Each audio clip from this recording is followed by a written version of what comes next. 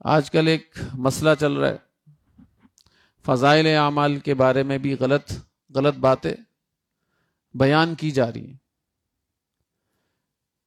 عوام الناس کو گمراہ کرنے کے لیے بس، اور کوئی مقصد ان کا نہیں۔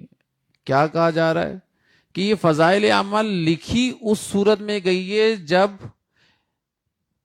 اس کے لکھنے والے مصنف کا دماغی توازن خراب ہو گیا تھا، نعوذ باللہ من ذلک۔ کتنا بڑا بہتان لگایا جا رہا ہے، کتنا بڑا جھوٹ بولا جا رہا ہے، اور یہ بھی کہا جا رہا ہے کہ یہ اس کتاب کے اندر لکھا ہوا ہے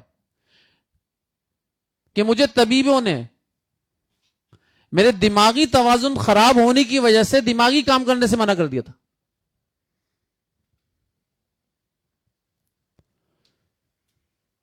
آپ کو معلوم ہے فضائل اعمال کے مختلف پارٹ ہیں، مختلف رسالے ہیں،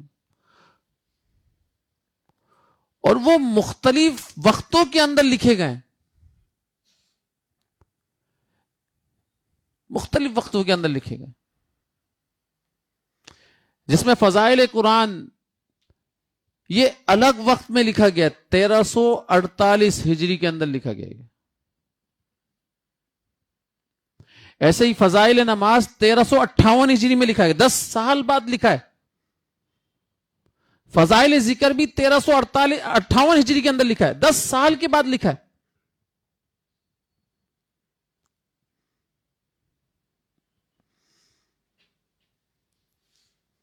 تو ایسے ہی فضائل تبلیغ 1350 میں، اور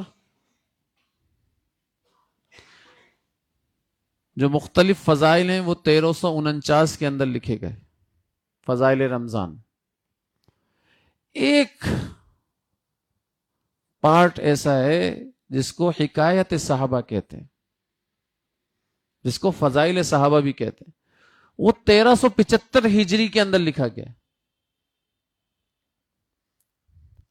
تو آپ صرف اتنی سی بات یاد رکھنا، جس وقت ان کو یہ مرض ہوا تھا جس کے بارے میں بات کی جا رہی ہے،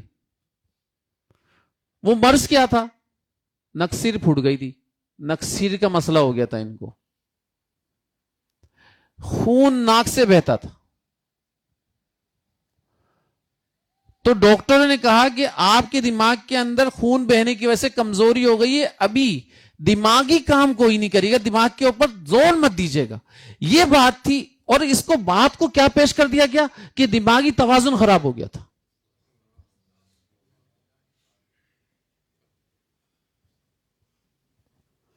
اس بات کو پیش کیسے کر دیا گیا امت کے اندر؟ تو بھائی ٹوٹل گمراہ کیا جا رہا ہے، ٹوٹل گمراہ کیا جا رہا ہے۔ پھر آپ کو معلوم ہے 31 ہجری کے اندر یہی بیماری صحابہ کرام رضوان اللہ علیہ اجمعین کو ہوئی تھی۔ وبا کی صورت میں پھوٹی تھی، اور یہ بخاری شریف کی حدیث بتا رہا ہوں میں آپ کو۔ نکسیر کا پھوٹنا وبا کی صورت میں پورے علاقے کے اوپر چھایا ہوا تھا، ہر صحابی کو نکسیر پھوٹ رہی تھی۔ اور حضرت عثمان غنی رضی اللہ تعالیٰ عنہ کے دور کی بات بتا رہا ہوں، حضرت عثمان غنی رضی اللہ تعالیٰ عنہ کا تو یہ حال ہو گیا تھا کہ صحابہ کرام نے ان کو مشورہ دیا کہ بھائی آپ کی ایسی کیفیت ہو گئی ہے، کبھی بھی آپ کی اس مرض میں موت ہو سکتی ہے، اس لیے آپ کسی خلیفہ کو مقرر کر دو۔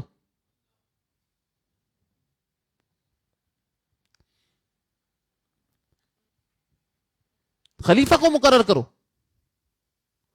لیکن اللہ تعالیٰ کی ذات نے ان کی حفاظت فرمائی اور زندگی دی ان کو۔ تو کیا نکسیر پھوٹنے سے دماغی توازن خراب ہو جاتا ہے؟ نعوذ باللہ من ذالک، العیاذ باللہ۔ تو یہ الزام پھر صحابہ کرام پر جائے گا سب سے پہلے، نعوذ باللہ من ذالک۔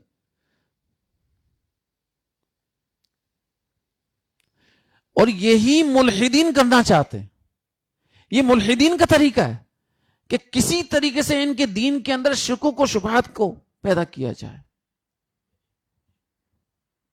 جو بھی یہ کام کر رہے ہیں وہ ملحدین کو تقویت دے رہے ہیں.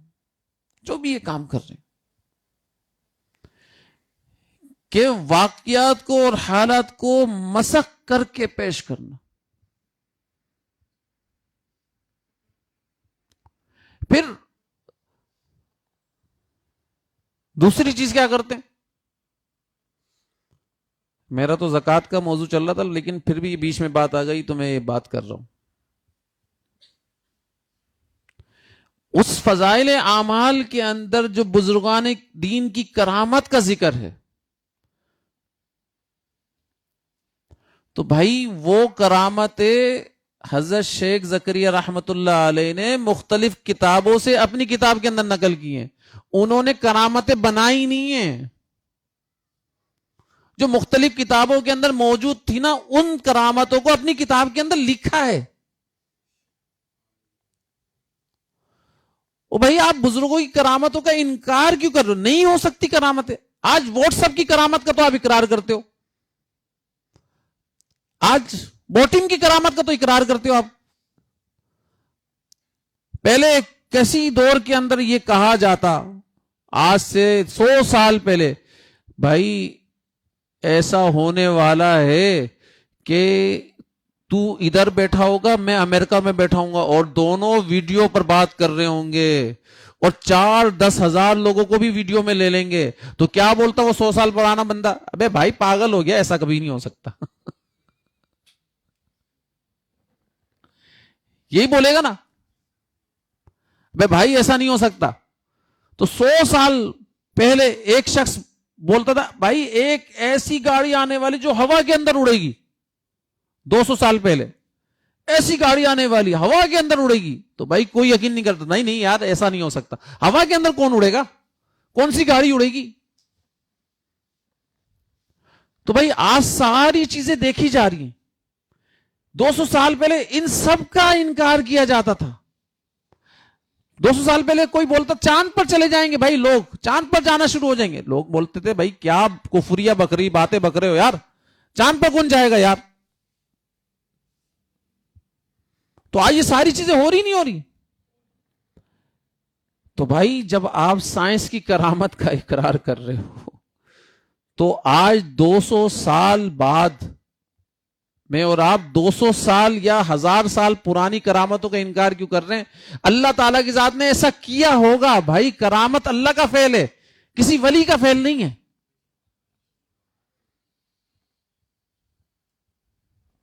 یہ جو سائنس کی بھی ترقی ہو رہی ہے یہ بھی اللہ تعالیٰ کی ذات کا فعل ہے, کسی سائنسدان کا فعل نہیں ہے یہ.